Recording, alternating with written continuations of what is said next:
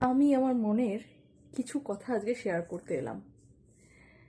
আসলে বাইরে থেকে দেখে অনেকেই অনেক কিছু ভাবতে পারে মানুষকে, আমাকেও এরকমই ভাবে। কিন্তু আমি মানুষটা না একটু অন্যরকম।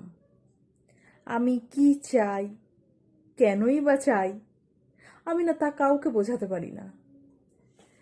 উপরন্তু আমি আমার কাছে থাকা মানুষগুলো, বন্ধু বান্ধব, প্রিয়জন, সকলের উপর একটু বেশি প্রত্যাশা করে ফেলি।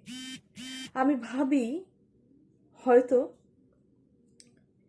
তারাও আমাকে আমার মতো করে একটু বুঝবে, একটু বুঝলেই হবে, পুরোটা বোঝার দরকার নেই, একটুখানি বুঝলেই হবে, একটু বুঝবে। আমার না বলা কিছু কথা যেগুলো তারা চট করেই ধরে ফেলবে, বুঝতে পারবে। তো যখন এসবের কিছুই হয় না, আমার মানে অনুভূতিগুলোকে সেভাবে যখন কেউ মূল্য দেয় না, মানে আমি যা যা মনে ভাবি সেই কথাগুলোকে যখন কোনো কেউই মূল্য দেয় না, তখন যখন আমি প্রচণ্ডভাবে একা থাকি, অবসর সময় হোক বা যে কোনো কারণে হোক, আমার কাছের মানুষ, আমার পাশের মানুষগুলো আমার সঙ্গে থাকে না, তখন আমি ভীষণভাবে কষ্ট পাই। বলি বটে, অনেক রকমভাবে আমি ভিডিও দিয়ে থাকি যে না, কেউ টেনশন করো না, কেউ চিন্তা করো না, পজিটিভলি বাঁচো। কিন্তু মানুষ তো না, সেই কারণে কখনো কখনো না সেই নেগেটিভ এনার্জিগুলো একটা মনের মধ্যে বাসা বাঁধে। আফটারঅল মানুষ তো।